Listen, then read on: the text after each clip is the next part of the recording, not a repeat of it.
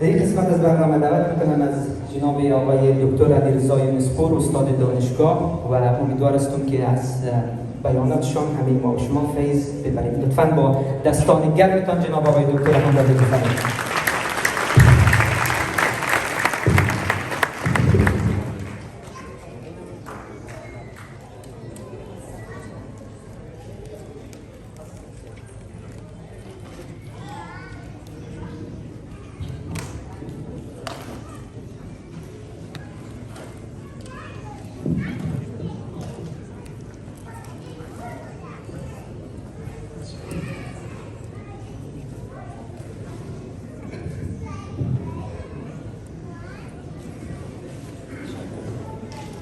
به نام خداوند خوبی ها و زیبایی ها، 28مین سالیاد شهادت رهبر شهید را و پیروانش را به همه شما تسلیت عرض می‌کنم و ممنونم از برگزارنده‌های برنامه فرصت دادن که چند لحظه خدمت شما صحبت داشته باشیم. برگزار کننده های برنامه برچند به ما گفتن که به زبان انگلیسی صحبت بکنم و به خاطر دستوری که به ما داده شده باید رعایت بکنم، گرچه میدانم که در داخل جلسه اکثر دوستایی که اینجا هستند شاید زبان انگلیسی برایشان مشکل باشه، اما من چون دوستا برای من گفتم 2 تا مخاطب مشخص دارم که با اونا صحبت میکنم.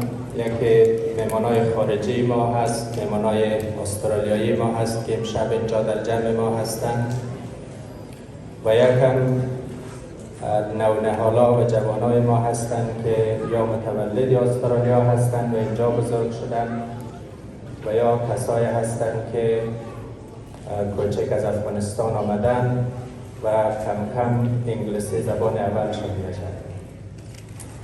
من به من نسل تعلق دارم، گرچند ما در سن یک کمی بزرگتر از بعضی دوستایی که امشب من اینجا میبینم آمدم، ولی باید بگویم که رفته انگلیسی زبان اول ما شده است.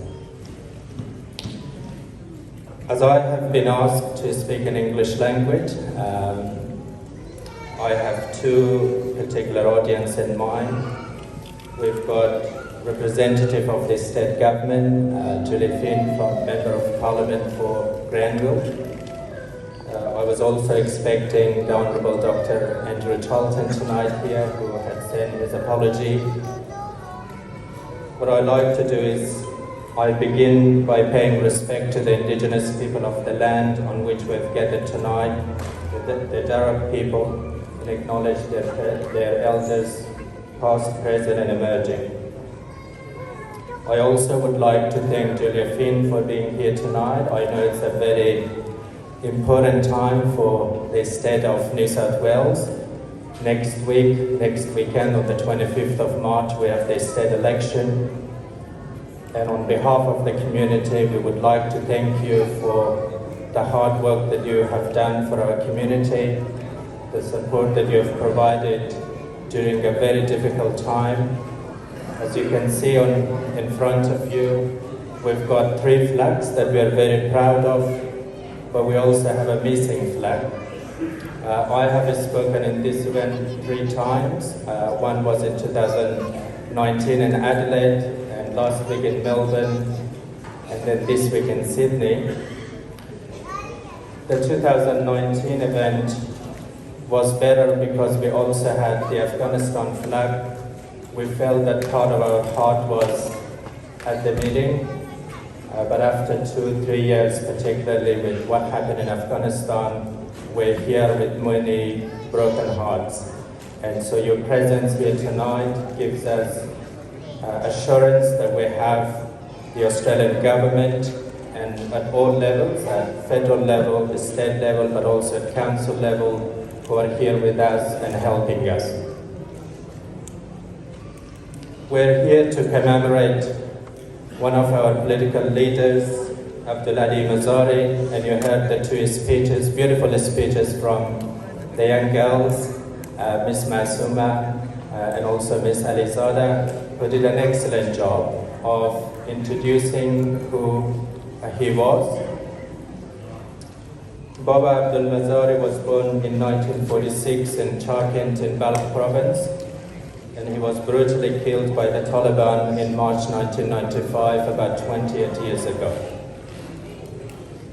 He lived for about 50 years. He never stopped fighting for social justice in Afghanistan, and he was never stopped fighting for true freedom in the country. He was calling for the end of oppression, but he was also calling for women's rights, for girls' rights in Afghanistan when he became a leader.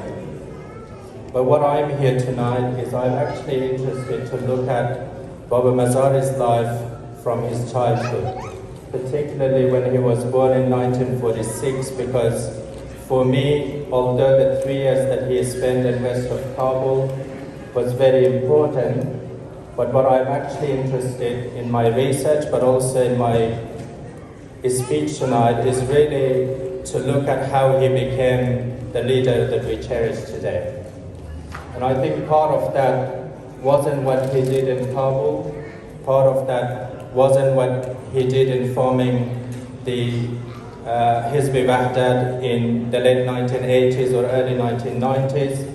It was actually his childhood education in his local mosque and madrasas that he attended in the early 50s and mid-1950s. And why was that important? Because when he was born in 1946, we didn't have the United Nations. Universal right to education didn't exist at the time. And at the height of, in 1946, we had only a few girls' schools in Afghanistan, especially in Kabul. The majority of Afghans then didn't have the right to education. So it is really important that the mosque education that was available to him at the time and what he attended was really important, and he never gave up on pursuing that education. When he became a teenager, a young person, he left his country and went to Iran, where he studied further. And his belief was that whether it was in Iran, whether in Afghanistan, achieving the highest level of education was his ambition. Of course, he had attended religious educations. That was partly because what was available to him. And today, as member of the Hazaras, about 70,000 plus population that we live in Australia, we also have a similar number in Europe, a similar number in the United States. It is very important to think what we have done for the education of our children in a country where girls and boys have universal right to education. We should also remember how many of our kids leave school because they cannot complete year 12. How many of our kids and young people leave university because they did not get the required number of admission that was required for university in Australia. So I think it is really important. Part of that why he became was he pursued education, and we as a member of a community here, an emerging community, despite our challenges and difficulties, it is very important to cherish that education to the fullest. And we are grateful for the Australian government, we're grateful for the state government, and in fact, next week, in the state election, you've got a choice to support a political party that is committed to build 100 new public schools. And I think that is really important as a member of community sitting here to think about why having 100 new schools in New South Wales actually matter to each of us and to every member of our community who are in our neighborhood, who are in our workplaces, who are in our schools, and who are in our universities. And so for that reason, it is really important that we get that message of learning and pursuing further education, which why it matters to all of us. The other part of Mazari's life, which I believe is really important, is that he associated himself from a very young age with the brightest reformists in the country of his who were living at his time. He met poets, he met political reformists, he met people who had particular influences in him. And one of those was, of course, Sayyid Allama Balkhi, a leading intellectual in Afghanistan who had a particular influence on him. And why that mattered to us? In modern language in Australia, we call them mentors.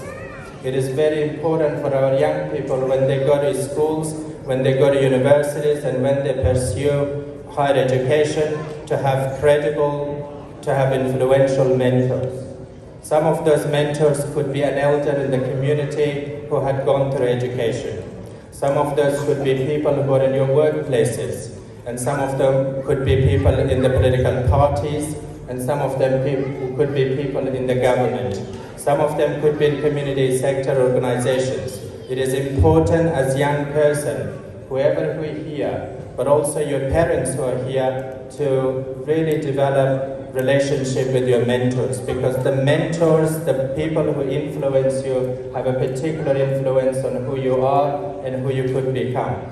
I, as someone who came to Australia about 17 years ago, I didn't know English language when I entered this country in 2005. Now that I'm working at university and teaching at Melbourne University for the past 5 years, part of my education was influenced because I had the best teachers in this land and I had the best mentors. Some of those were the ones who influenced me in my childhood, in the village that I was born. Some of them influenced me, of course, in refugee schools in Pakistan when I attended some of those basic education at primary and secondary level, but some of them were educators in Australia who worked hard. And I have a great respect for them because of the influence that they had on my education.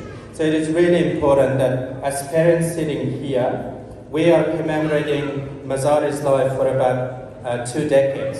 It is important that the 2 messages that I want you to leave tonight is really 2 things. One is to cherish education and to get mentor for young people in your home.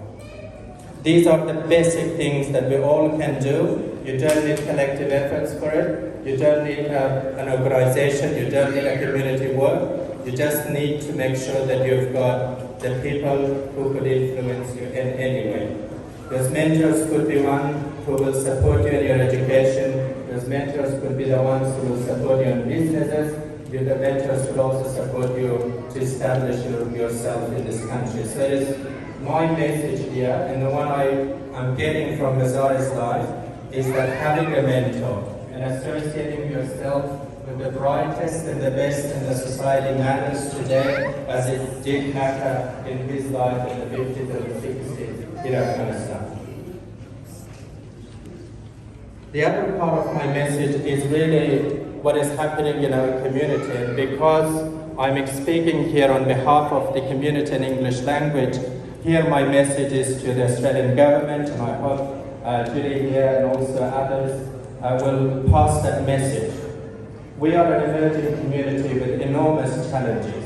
As I said, we've got a broken heart because of what is happening in Afghanistan. That impacts every day of our life, and everyone who sits here, they at least receive 1 or 2 calls from distressed family members who are either in Afghanistan or in Pakistan, in Indonesia, in Malaysia, in Turkey, or elsewhere around the world.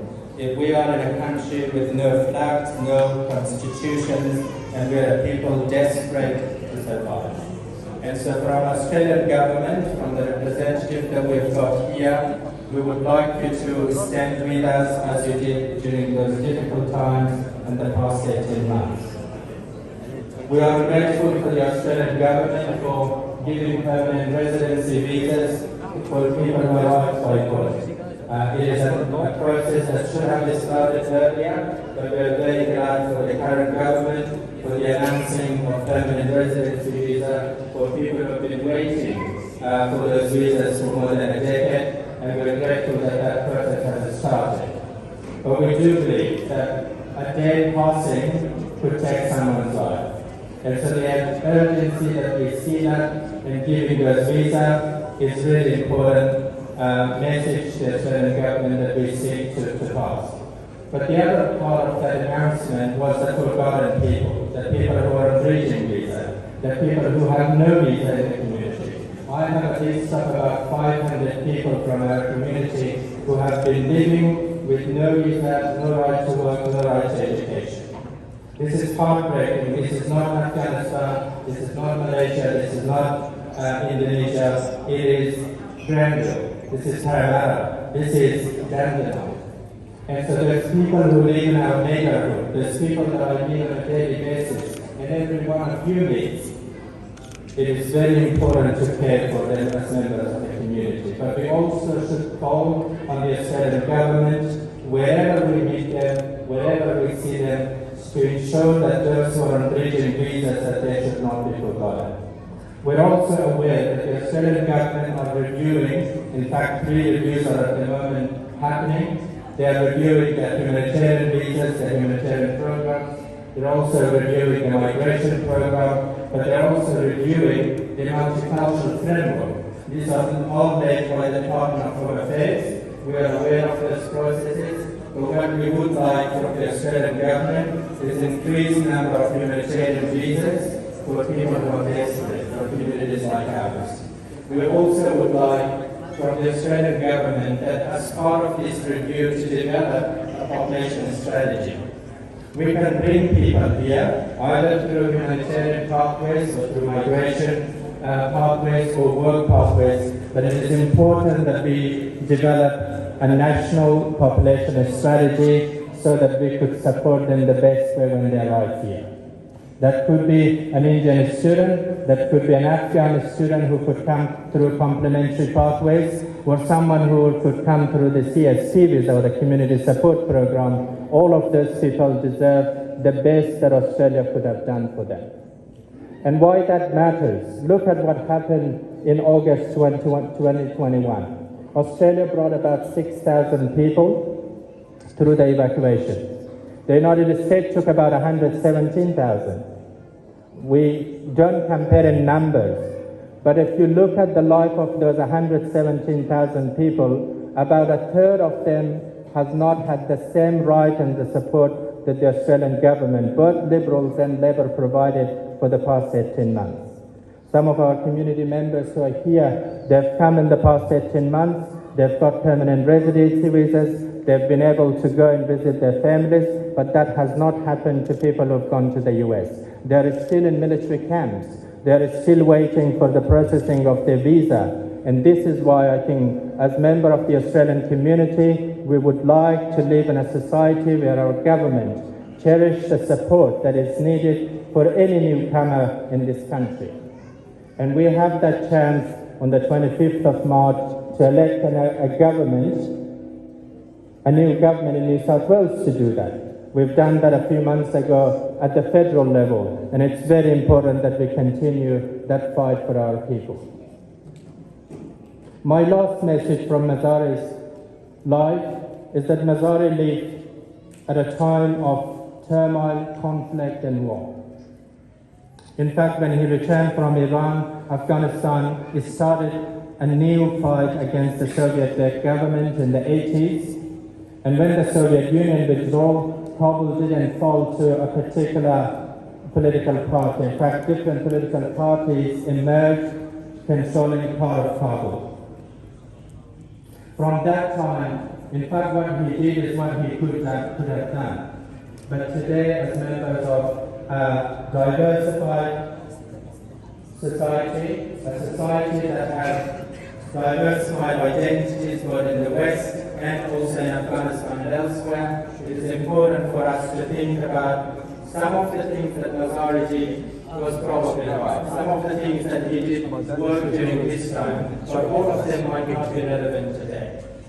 One of those things is charismatic leadership or top-down leadership that we expect from some of our leaders. The top-down charismatic leadership that worked during his time to unify Hazaras around the Hizb Baghdad in the late 1989 and early 1990s might not work in a society like ours.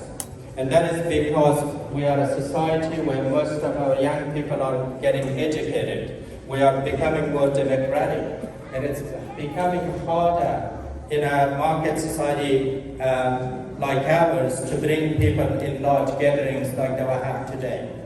I can assure you that when this program announced about 2 weeks ago, we've got now more than 300 people tonight here. But if the same program is announced in the next 20 years, we might not be able to get here 100 members of our community. And why that matters? Because the young generation, mobilizing young generation who live in Australia is much harder.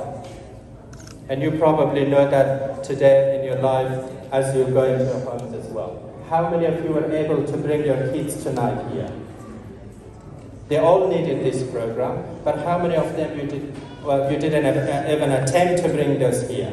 So it is really important that the message that I'm getting from Mozari's life is that we should focus now on participatory leadership. The participatory leadership is one that is sustaining political parties. The participatory leadership is the one that sustains businesses. The participatory leadership is the one that sustains communities and societies. And it starts not from ordering someone to do something, it starts from the art of listening. A true leader today in the community is one who listens. And when they listen, they understand the pain of someone who shares that with them. So it is really, as members of our community here, to think about how we educate our young people to not order, but to listen. And that is something that we can teach them through their education in the schools, that we can teach them through community events like this. But the most important place that they would learn that skill is at home. How many times we have listened to our kids at home? That could be a girl or a boy who has emerged here. In fact, I've been speaking with young boys and girls in schools. All of your children, all of our children, one of the key messages that I'm getting from those young boys and girls in school is that my parents are not giving us sufficient time. And when they become teenagers, then they become challengers. And that is the time that we don't have communication with them at all. So it is really, if we follow the path of Mozari, 3 messages. Cherish education, get mentors, and start teaching to kids to listen, and that starts with you. It doesn't start with kids. I should stop here, and again, I'm grateful for the presence of our members of government here. I'm also grateful for the committee that organized this event. It is very good to be here again, so thank you very much.